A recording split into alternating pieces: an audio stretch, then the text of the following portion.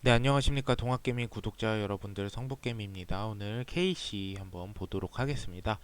코드번호 092220이 되겠습니다. KC 같은 경우에 이제 방송 좀 많이 해달라고 계시는 분도 계셔가지고 제가 원래는 한 일주일에 한두 번 요 정도 좀 생각하고 있었는데, 일단 지금 하락장이다 보니까 제가 당분간은 거의 대한전선과 같이 매일매일 올리는 것으로 KC는 말씀을 좀 드리도록 하겠습니다. 일단은 여러분들이 제일 걱정하시는 게 KC가 지금 많이 빠졌다라고 생각을 하세요. 근데 사실상 이 여기서부터 이 이제 고점 대비해서 보면 한 30% 가까이 빠지긴 했어요. 30% 정도 한번 볼까요? 몇 퍼센트 정도 빠졌는지 한 34.46%네요. 한 34% 정도 오늘까지로 봤을 때 좀 하락은 했는데, 우선은 여러분들이, 저는 사실 지금 KC가 굉장히 잘 모아가고 있다라고 생각을 하거든요. 그러니까 지금 다른 종목을 예를 들어 보여드리면 뭐를 한번 보여드릴까요? 예를 들어서 조선해양 한번 볼까요? 조선해양도 지금 하락 추세는 아니고, 이 하락 추세의 종목들을 한번 볼게요. 예를 들어서 뭐 초록뱀 미디어 같은 경우에 얘는 사실상 이런 하락 추세에 좀 접어들었다고 보면 돼요. 그러니까 지지하는 구간이 하나도 없어요. 사실상 이런 종목 같은 경우에. 그리고 제가 찍는 종목 중에서도 이 진원생명과학 같은 거. 그러니까 요런 패턴이 됐을 때 여러분들이 조금 이제 걱정을 하실 수가 있는데, 사실상 이 KC 같은 경우에는 지지선이 제대로 되어 있어요. 사실상 큰 지지선을 봤을 때는 KC가 지금 2380원 정도, 2380원이 정확하겠네요. 2380원이 마지막 지지 노선이라고 보시면 될 것 같아요. 근데 제가 여러분들한테 항상 말씀드리는 게 지금 지지선 아래로 떨어지긴 했어요. 2380원 아래로 조금 하락하긴 했으나, 제가 말씀을, 대한전선을 방송을 보시는 분들은 분명히 아시겠지만 하락했을 때 한 3거래일에서 5거래일 정도 이 지지선 위로 못 올라오는지를 지켜봐야 돼요. 그러면은 당연히 지수 자체가 빠진다라고 하면은 이 KC도 기술주고 성장 가치주다 보니까 버티지 못하고 하락하는 게 어쩔 수 없이 당연한 것일 수도 있으나, 우선적으로는 KC가 대체적으로 이 지지선 2380원 지지선일 때, 사실 이때도 완전 아래를 뚫고 내려왔을 때도 다시 쳐서 올라갔단 말이에요. 그래서 이 지지선을 지켜주는지를 우선 한번 봐야 될 것 같고요. 지금 전체적으로 여기서부터 봐야죠. 큰 상승을 했을 때부터. KC는 보면은 신기한 게도 3,000원대, 딱 3,000원 정도, 3,000원에서 한 뭐 3,200원 정도까지는 물량이 어때요? 매물대가 많이 없어요.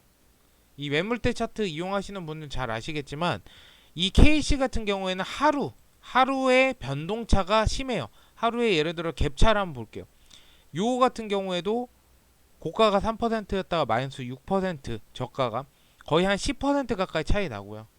평균적으로 이런 거 봤을 때도 한 4, 5% 정도 차이가 난단 말이에요. 그래서 하루 이런 거래되는 게 굉장히, 최근 들어는 거래량이 좀 줄어들면서 하락 구간에 진입하면서 좀 없어졌지만, 대체적으로 평균적으로 봤을 때 5%에서 7% 가량, 이런 차트 보시면 요것도 8% 정도, 요건 18% 정도 되죠. 그래서 하루에 그 변동성 있는 거래량이 있으면서 하루에 퍼센테이지가 굉장히 갭차가 좀 심하게 많이 난다라고 봤을 때는, 어떤 구간부터 그랬냐, 요 구간부터 그랬어요. 지금 보시면 원래는 안 그러다가 지금 이 지지선하고 여기 3,000원대 사이 부분 있죠. 여기에 변동성이 굉장히 심해요. 사실 요때는 상승 추세였기 때문에 변동성이 막 엄청나게 크진 않았어요. 근데 요 같은 경우에는 굉장히 장대 음봉 나오고 갑자기 장대 양봉 나오고 장대 음봉 나오고 장대 양봉 나오고, 요게 굉장히 반복적으로 굉장히 심해졌단 말이에요. 그래서 더 심해졌기 때문에, 이 과거에도 뭐